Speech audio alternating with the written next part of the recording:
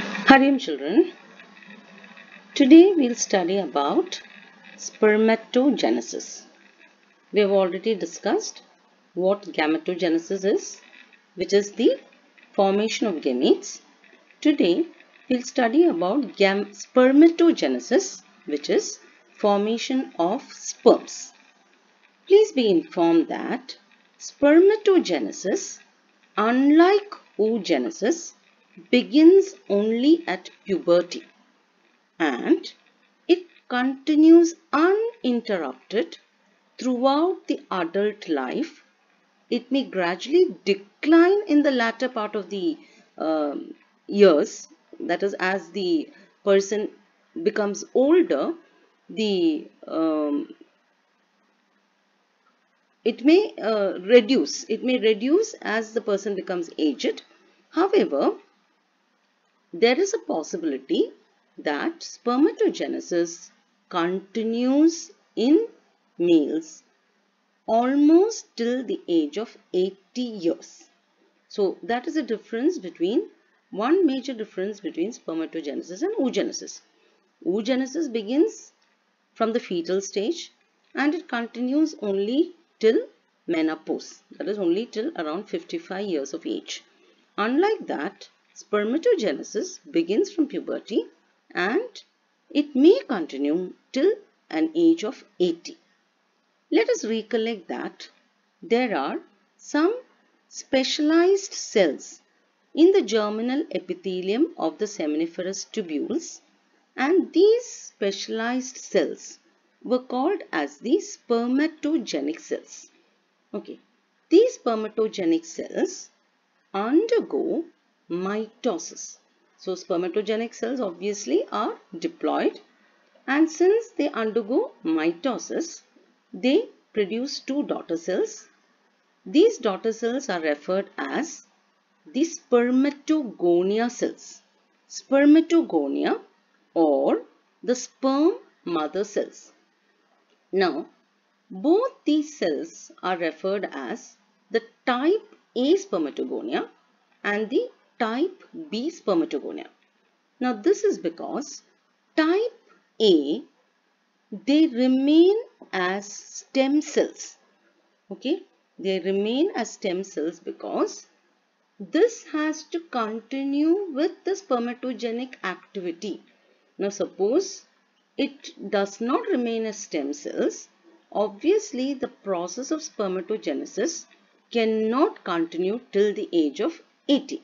So that is the reason why type A is retained as the stem cell. Type B, on the other hand, are the progenitors for the formation of sperms. It is from the type B spermatogonia that finally we have the sperm production. Let us see what happens at each step.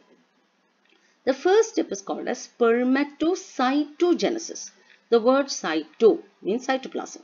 So here what actually happens is the type B spermatogonia, by a process of growth and differentiation, it is usually growth.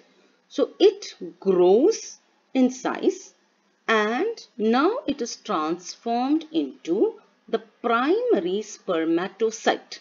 So during this process, type B spermatogonia is converted into, it just grows. It grows into primary spermatocyte. And obviously, since it's just a growth process, there is no change in the chromosome number. It is retained as diploid. We can even represent that as 44 plus XY, where 44 indicates the autosomal number and X and Y, since it's a male, these are the allosomes, the X chromosome and the Y chromosome. So, what happens next? The next step is known as meiosis 1. So, each primary spermatocyte undergoes reduction division or meiosis 1. And as a result of meiosis 1, there is the equal division of a primary spermatocyte into two daughter cells which are called as the secondary spermatocytes. So one cell through meiosis divides into two cells. And look at the chromosome number. The chromosome number is reduced. It becomes N or haploid. So here you have 22 plus X, and the other cell obviously would be 22 plus Y. Or in other words, both these cells are haploid. So this step is known as meiosis 1.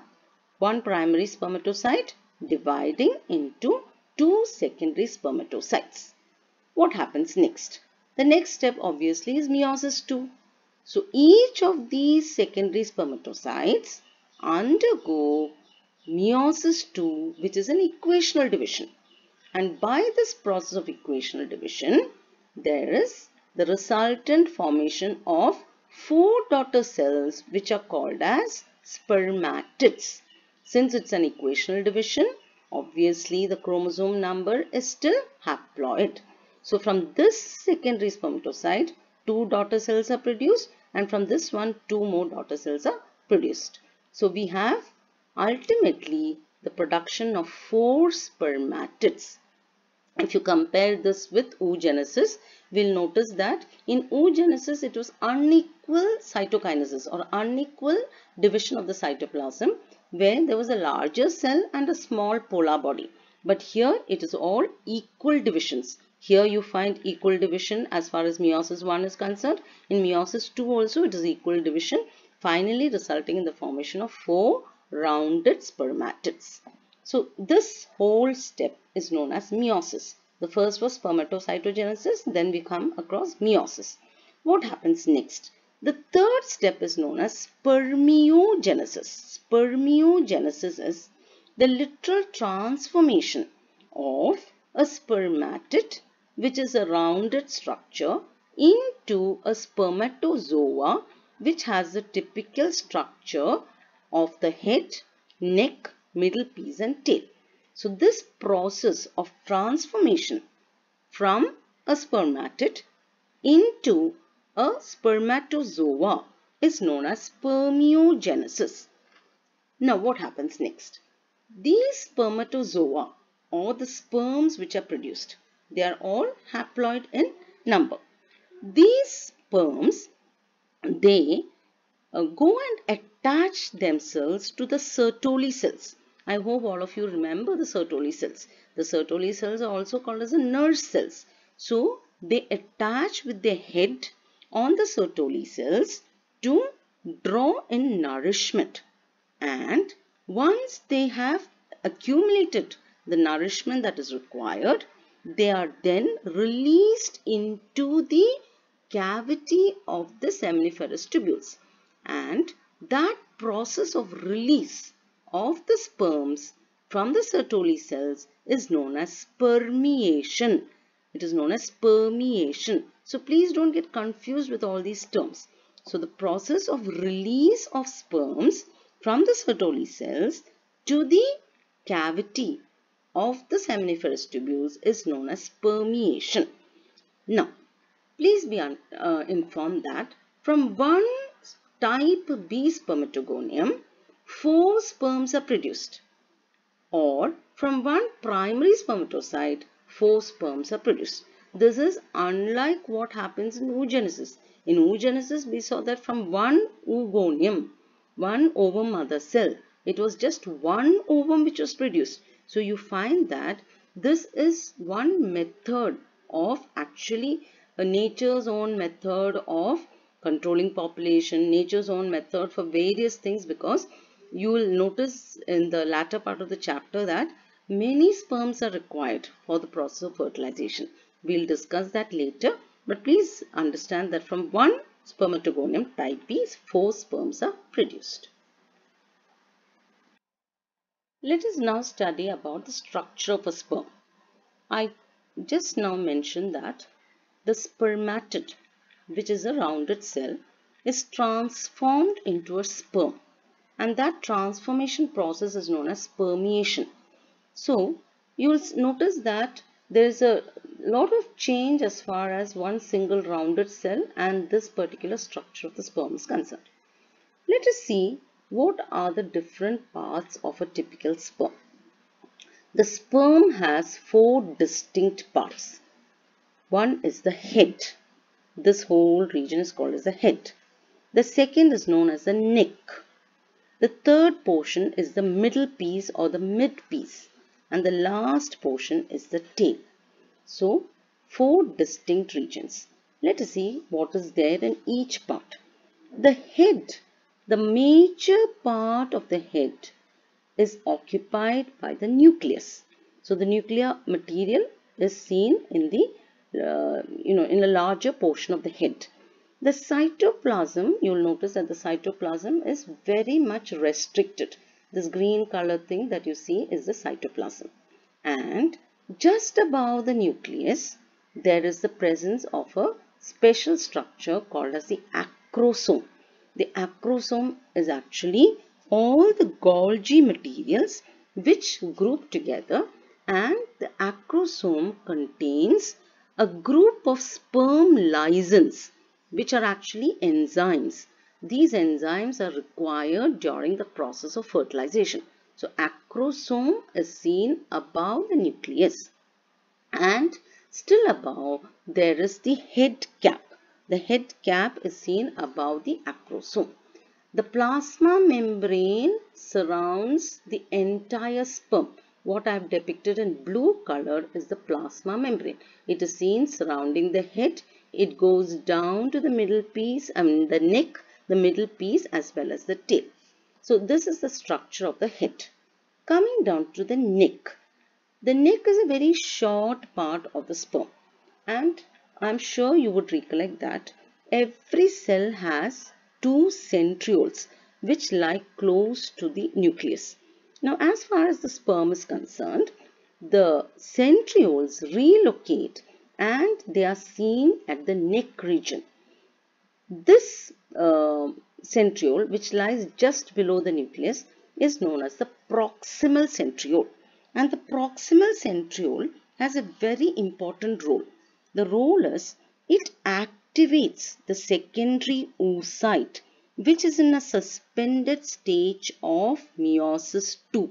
I hope you recollect that the secondary oocyte has a suspended state of meiosis II. The metaphase stage is very long and it can continue the metaphase only when it is activated by a sperm.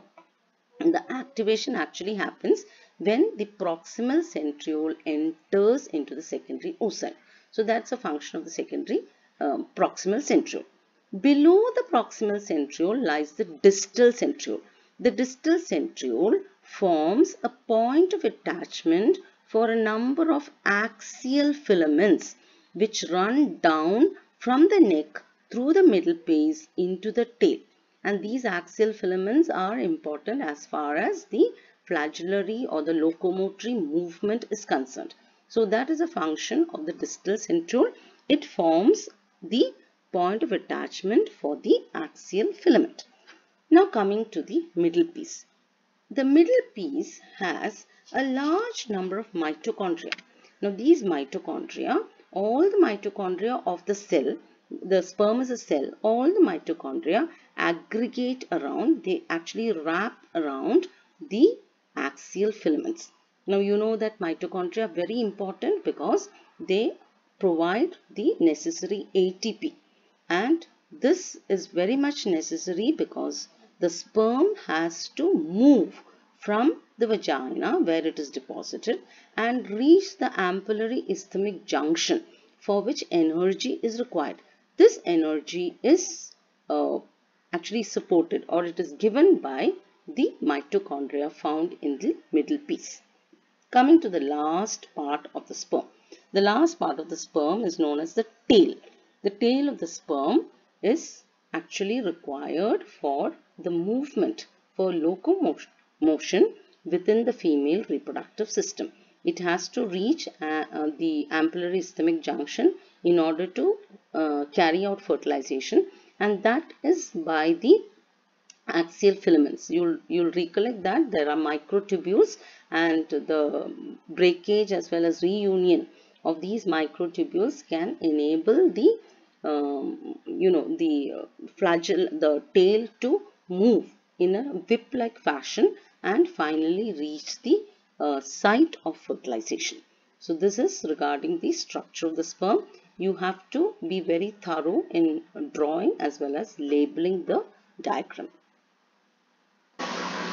Let us now discuss about the differences between spermatogenesis and oogenesis. There are a lot of differences and you may have already understood some of the differences, but let us just list it out. It makes it easier for you to understand. Spermatogenesis occurs in the testes within the seminiferous tubules, whereas oogenesis occurs in the ovary. So you will notice that that's the first difference between spermatogenesis and oogenesis. The spermatogenesis begins only at puberty. However, oogenesis begins at the fetal stage. In the 25-week-old female fetus, we find the beginning of the oogenesis. So that is the difference between the beginning point. The third point is spermatogenesis can continue till 80 years of age, and that is mainly because some cells are retained there as stem cells.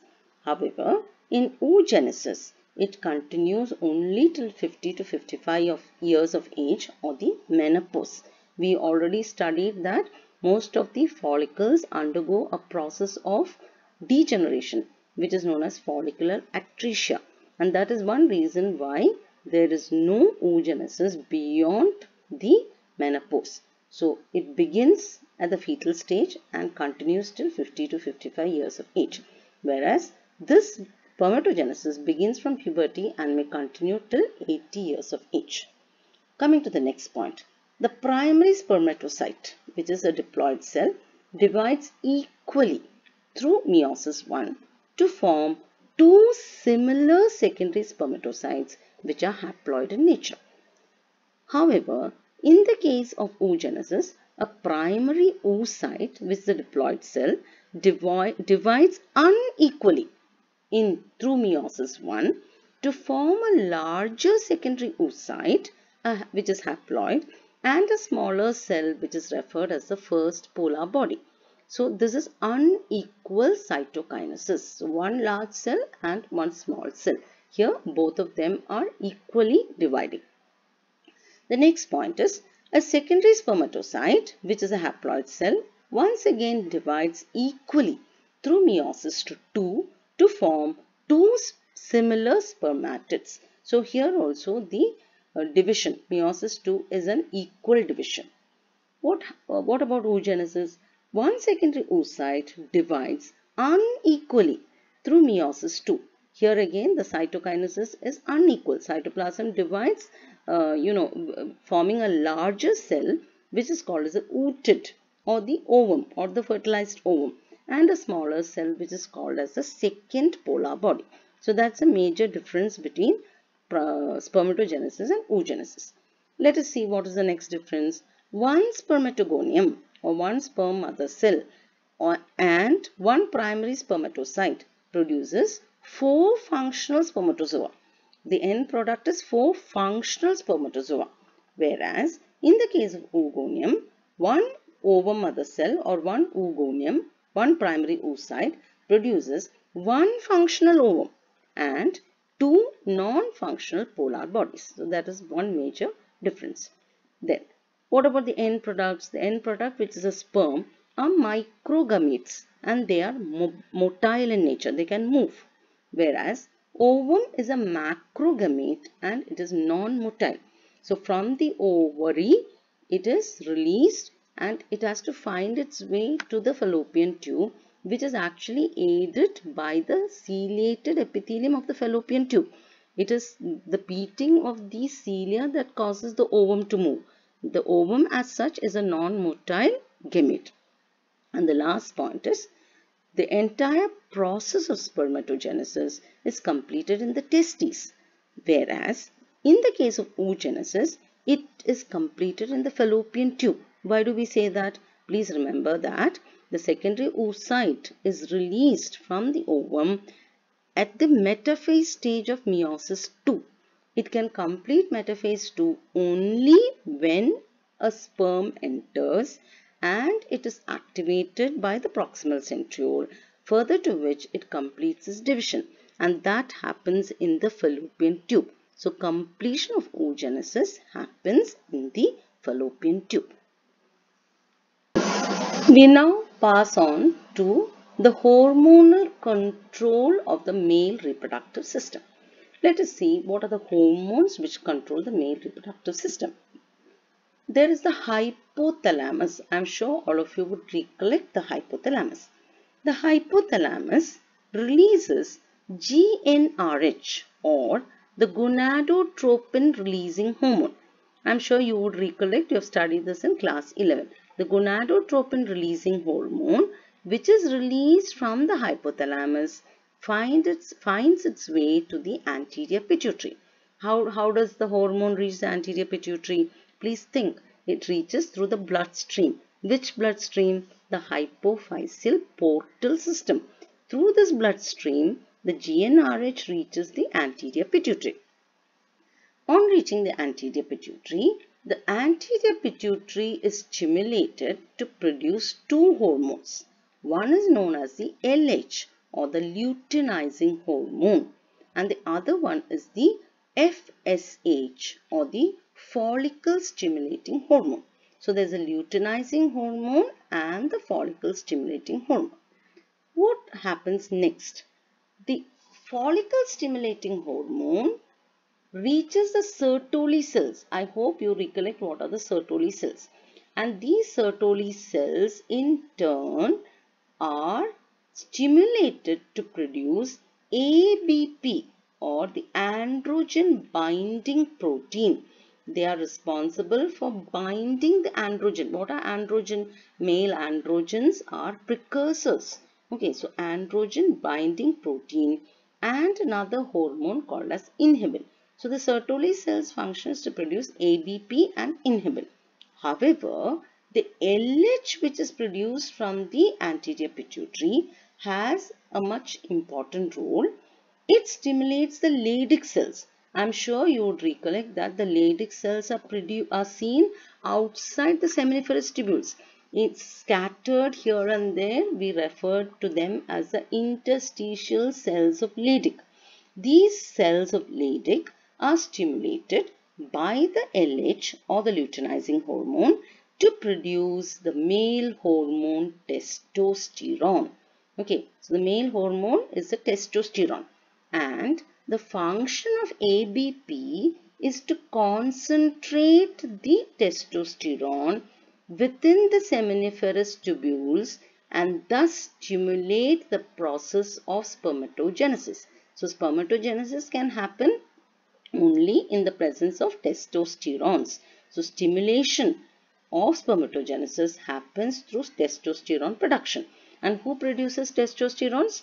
Leydig cells produce testosterones.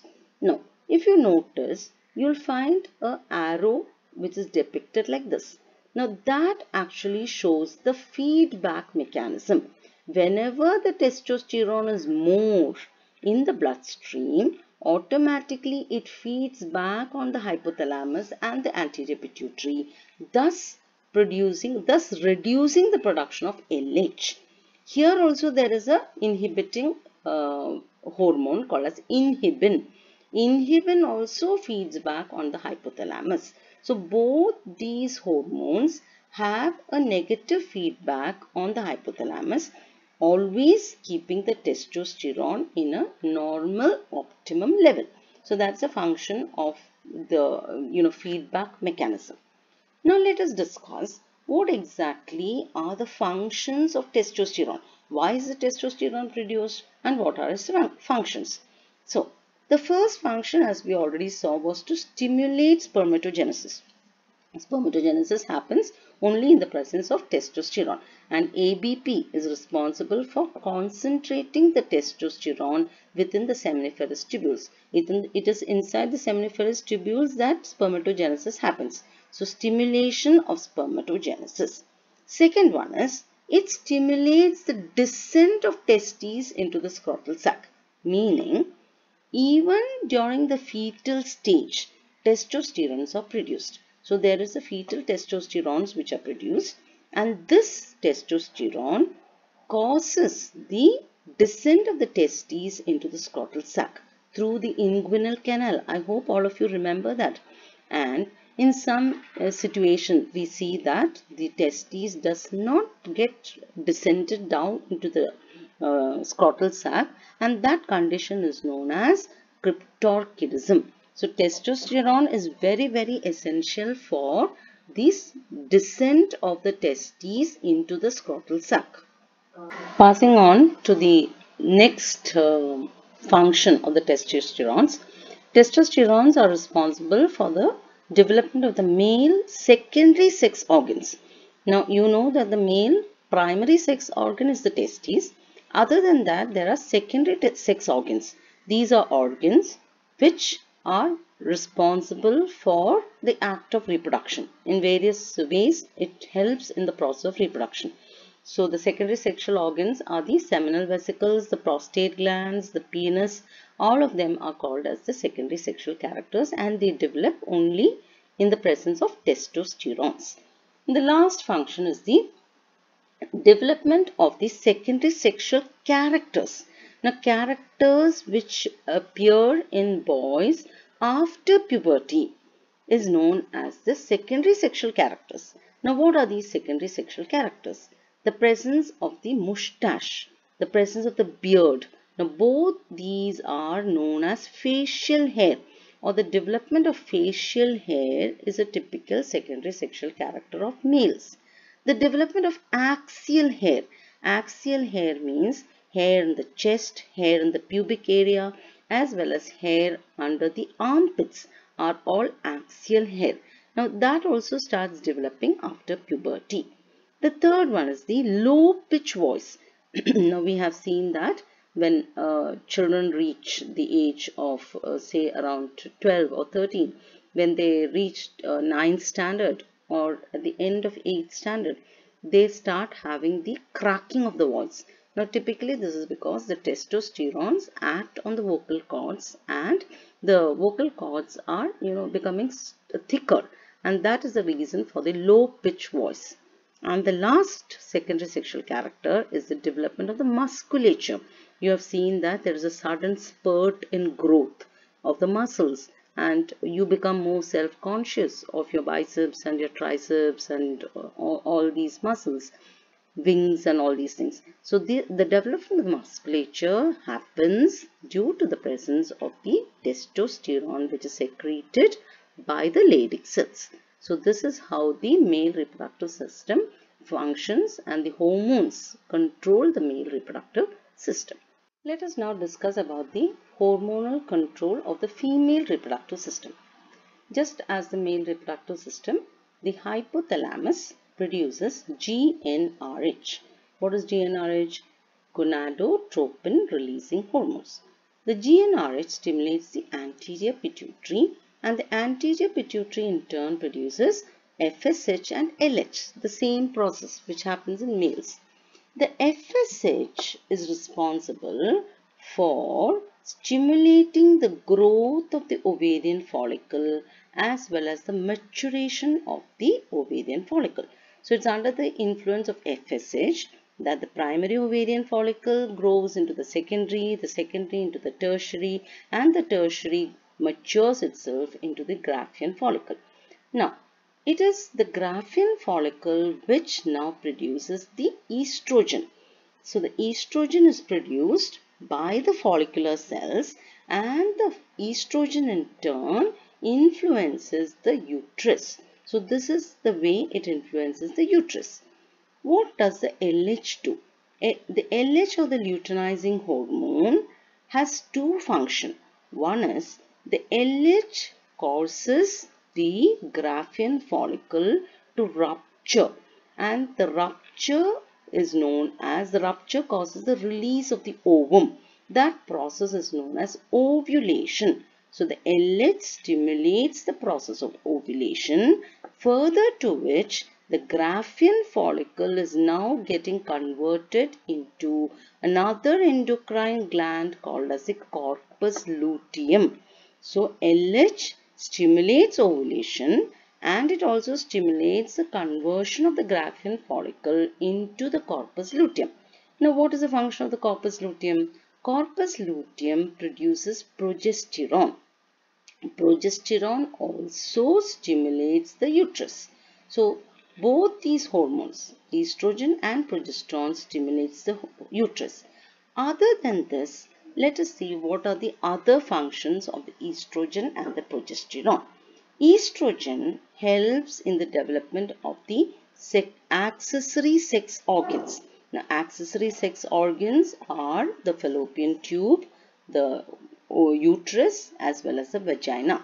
So, the development of the accessory sex organs happen by the estrogen. Second is the development of the secondary sexual characters. Just as we studied about the secondary sexual characters in males, females also have secondary sexual characters. And the secondary sexual characters are the development of the mammary glands. The mammary gland starts developing after puberty. The development of the hair under the armpits as well as the pubic hair are all that are secondary sexual characters. And the third function of the estrogen is it regulates menstrual cycle. The menstrual cycle will be dealt in detail later on. So these are the functions of the estrogen. What about the progesterone? The progesterone stimulates the endometrium. Now you know that the endometrium is the innermost lining of the uterus, and that endometrium is thickened. It is proliferated by the presence of progesterone, and that thickening of the endometrium is getting it ready for the process of implantation. The second function is progesterone maintains pregnancy right from the time of implantation. For a period of almost 40 weeks, progesterone is produced, and that causes the pregnancy to be maintained. Because of this particular function, progesterone is also called as pregnancy hormone. In some individuals, you may have seen that there may be reduced progesterone production, and that may be one reason for natural, the implantation cannot happen, and there is the possibility of the fetus being aborted. Naturally it gets aborted, and sometimes external supply or external injection of progesterone may be required for such females. So this is one function, very important function. First function is for implantation. Progesterone is required for implantation. Second is progesterone is required for maintaining pregnancy. Hence it is called as the pregnancy hormone. The third function is progesterone also prepares the mammary glands. Throughout the gestation period, it is preparing the mammary glands and getting it ready for the process of lactation. And the fourth point is it inhibits ovulation. How does it inhibit ovulation? Look at this diagram once again. When there is too much production of progesterone, when the progesterone level is more, as in the case of pregnancy, what happens is it feeds back on the hypothalamus and the anterior pituitary, and thus prevents the production of FSH and LH. When there is no FSH produced, obviously no more ovarian follicles develop and no more ovum is produced. So during the process of pregnancy, during the gestation period, the progesterone feeds back and inhibits more ovarian follicles from developing. So these are specifically the functions of progesterone and estrogen.